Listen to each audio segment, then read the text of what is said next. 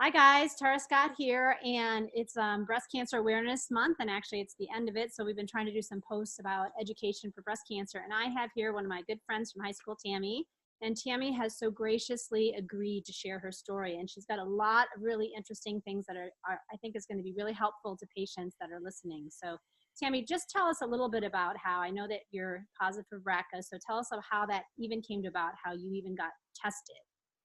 Sure. So my father had two first cousins, two women who developed cancer in their mid-40s. One had breast cancer and one had ovarian cancer. His mother had actually also died of ovarian cancer in her 40s, but that was long before this testing was available. And so based on his cousins having cancer at that age, they were recommended for genetic testing.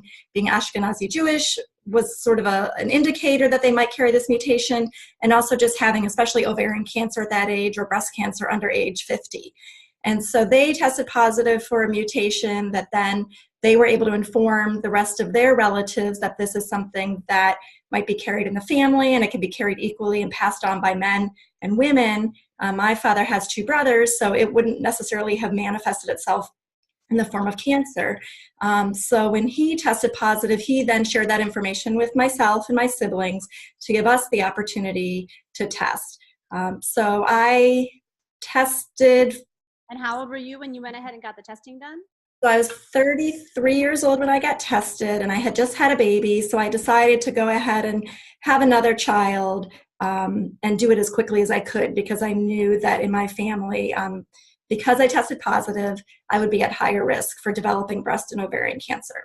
And what exactly did you test positive for? So I tested positive for BRCA1 and 2 mutation, based on my.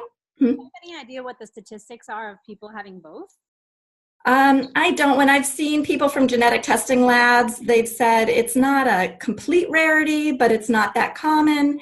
I have met other individuals who carry both. Yeah, and I've had some patients as well. I was just curious if you, because you Yeah. do this a lot. Okay, so you found that out. You had another baby, and then what happened? So then I started consulting with surgeons. I decided I was going to have, it's called a bilateral salpingo-oophorectomy, to have out my tubes and my ovaries, because they believe a lot of ovarian cancer actually starts in the tubes. And then I had a prophylactic mastectomy, so I had my breasts removed. Did you do And it all at the same time, and did you have one surgery and then another surgery? I did it all at the same time. It's not necessarily that common to do that. It really depends on whether the surgeon will do it, because I had just had two babies and I had two C-sections. I really didn't want to have more surgery. Plus I had these young kids at home. So I then went ahead and consulted, and I learned that they typically recommend you have your ovaries out about 10 years before the cancer shows up in your family, and also for the BRCA1 mutation between age 35 and 40. And I was then like already 35 at that time. So I went ahead and had all of that surgery when I was 35. And so did you feel that doing the surgery then, I mean, how did that affect your concern, not your concern, but your worry? Or I know a lot of people when they get test positive, they take that more psychologically, like they worry about it. How did that affect you mentally? Yeah, for me, I didn't worry so much, because I guess I was fortunate. I hadn't had a mother or sister or grandmother that I knew that I'd seen fight cancer. And so it wasn't like this black cloud that had hung over me my whole life. I really took it as this sense of empowerment of, wow, I have this knowledge and I can have this surgery and then not even have to think about this. I'm actually now lower risk than the general population. Um, and I think because I had young kids and I was sort of in a fog and, tired and busy, I was able to just make those decisions based on the information. And once the surgeries were over, it was like this sense of relief of, now I can just go on and live my life and not even have to think about it. I mean, that might have been a little not true, like long term. There are things I think about, but at the time it felt like such a relief to just like have this done with. And at the time that you had the surgery, did anybody offer you hormone therapy right away? You said you were 35. Yeah, my gynecologic oncologist actually told me I shouldn't do it because at that time, 15 years ago, there was a belief more about some of the downsides that have been disproven based on, when they go back and analyze that old research. But so at that time, I did not. And I felt okay. But 5 years later, I went to see a geneticist, more just to think about, okay, I did all this major stuff and I have this information. What else do I do now? And they felt like the biggest thing I needed to do, my risk really wasn't about cancer, it was about the osteoporosis in my family, and that I should start on hormones, which I did at that time. And so when you were 35 to 40, I know you've always been pretty fit. I mean, was your diet pretty good? I think so, yeah. Because it's just interesting that at that age, you didn't have a lot of menopausal symptoms. So, I mean, I think that's one of those things that people can have less symptoms if they are also, reducing stress, eating the right diet, exercising. Those have all been proven to improve menopausal symptoms. Yeah, that's a good point. I mean, I exercised regularly. I would say for me, there were some hot flashes, but I think I was also, again, like sleep deprived because I had little kids. So I wasn't really paying as much attention. Plus, because I had my surgery all at once, I was recovering from a mastectomy, which maybe like my focus was on that and not so much on like the early transition to menopause. So then at 40, you started taking hormone therapy then? Yes. And so what difference has that made? It's made a big difference because the one thing I did do before that is I was taking like Vagifem just for vaginal dryness and atrophy. That was probably the biggest symptom I had noticed up to that point. I will also say up to that point I had noticed like my skin would just get more dull and dry. So I started getting regular facials. With your hair? Yeah. A lot of people have like that dry menopause hair. And I would lose it more. But once I went on the hormones, I definitely felt, and I do feel as we continue to modify the levels and get them right, more energy, less of that brain fog. And also it really helped, like over the years, I felt like I started to develop that sleeplessness where it wasn't that I couldn't fall asleep at night, but if I woke up in the middle of the night, I had a really hard time either regulating my temperature or getting back to sleep. And the hormones seem to be helping. And so for those of you watching that aren't aware that actually now what the literature says is that people with a BRCA mutation, they actually should take hormone therapy. If they take out their ovaries before they're 45, they have a markedly increased risk of heart disease, which is the #1 killer in women, even with the BRCA mutation, after you take the ovaries out. So the recommendation is actually to take hormone therapy at least until the average age of menopause, which is 52 right now in the United States. And there's nothing that actually says that after 52, you even have to stop taking the therapy. So you're right, Tammy, 15 years ago, the literature wasn't there to say that you can or can't take it. And ovarian cancer, which was the bigger concern, since there's very rarely warning signs. It's when people present, they're usually in advanced stages. Mm-hmm. And, even though the risk is less for ovarian cancer, it's 1 in 70, 1 in 8 for breast cancer. Ovarian is not thought to be a hormonally sensitive cancer. Breast, of course, is. So you recently, one of the reasons I wanted to do this podcast, so you recently went to a conference. Now, can you tell us what the conference was and a little bit about that? Sure. The conference was put on by an organization called FORCE, which stands for Facing Our Risk of Cancer Empowered. And it's the one organization in the US that is focused on anybody with hereditary cancer in their family. So whether you test positive for a mutation or there's just a pattern of cancer in your family that's not yet understood, the organization supports these individuals and their families. And it educates people with information on a website and a peer counseling program and local support groups, and then puts on this national conference.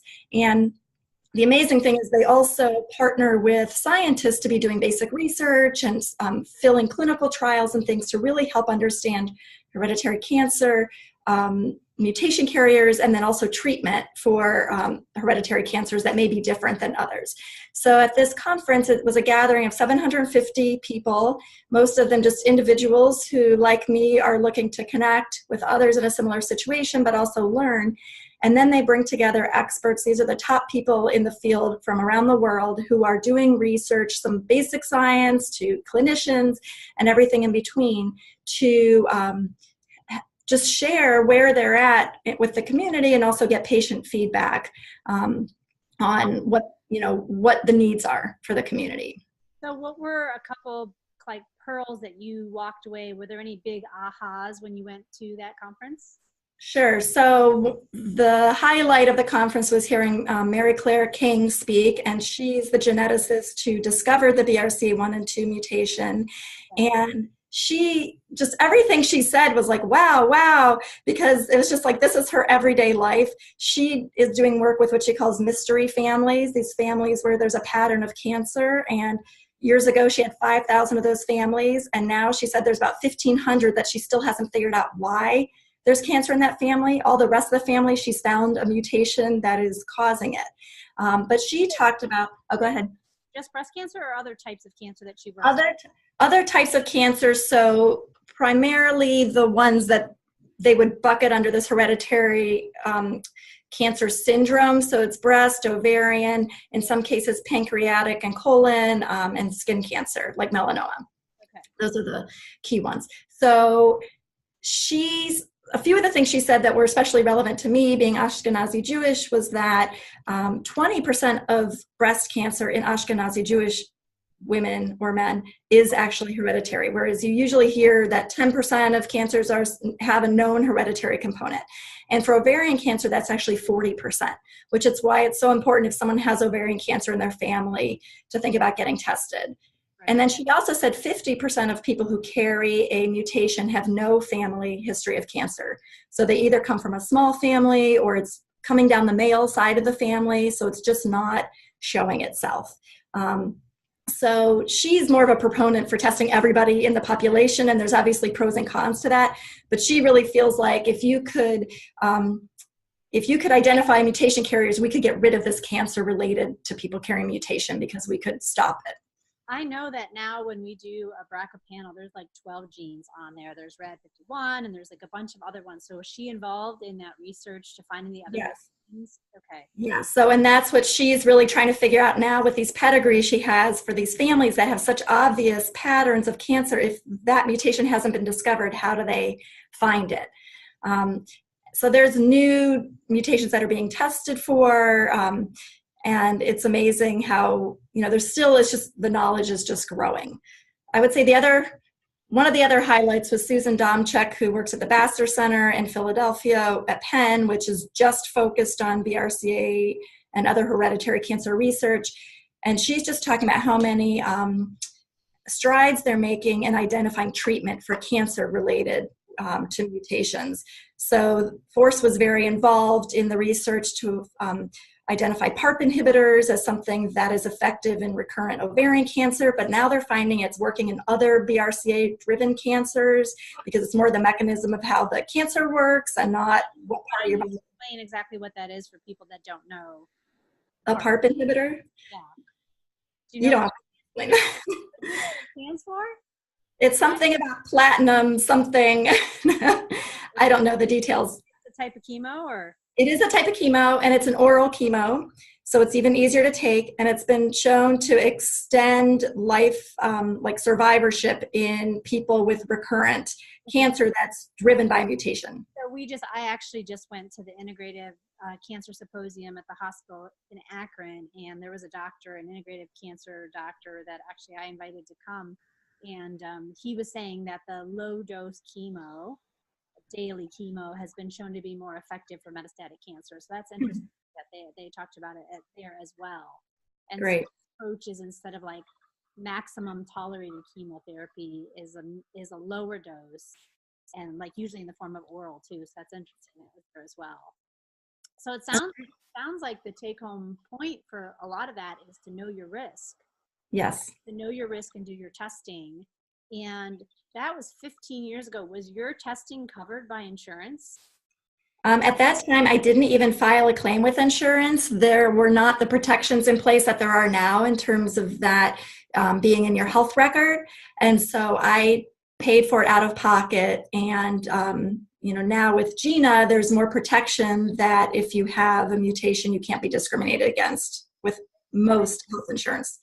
I've noticed that the cost of genetic testing has way come down. Yes. I think 15 years ago it was probably like in the thousands, and now it's in the hundreds. So, definitely. In fact, like Color Genomics was there, and they are one of the mail order testing companies. I was talking to them, and they have a panel that if you are Ashkenazi Jewish and you have a known mutation in your family, it's only $50 to test for it. yeah, So so definitely, mutation, they just test for that mutation.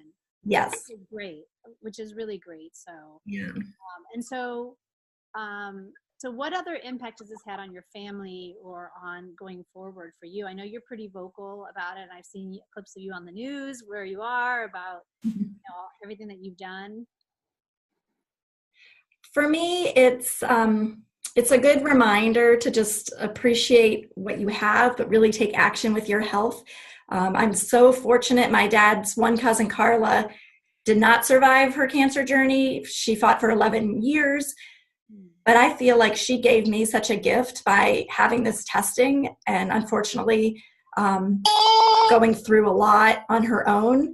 But it really helped me to be able to be here. I just turned 50, and in my family, the women in my dad's generation and above did not live to 50 without having ovarian cancer.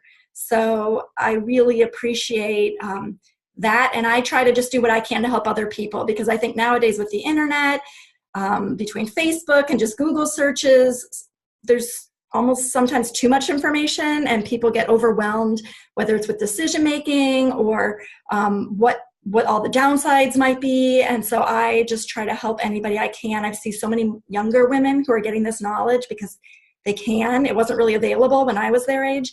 Right. And then it becomes maybe overwhelming to decide what to do with that knowledge. Right. So I just try to help. Do you have any like favorite websites or anything that you can recommend to people that are helpful for that? Sure. Well, obviously I'm a huge fan of Force because I didn't actually find Force until after I had my surgery, but when I started thinking about now, what do I do? Do I need to do any other kind of surveillance? I found Force, and Force, because they have a scientific advisory board, the website is all really strong factual information, and I've begun volunteering with them because of that to help support other people. So they have a program called a peer navigation program where you actually get matched with someone who will counsel you over the phone, but then they will also send you a curated version of the Force website that just answers the questions that you have. So that's really my favorite go-to place. And that's just FORCE.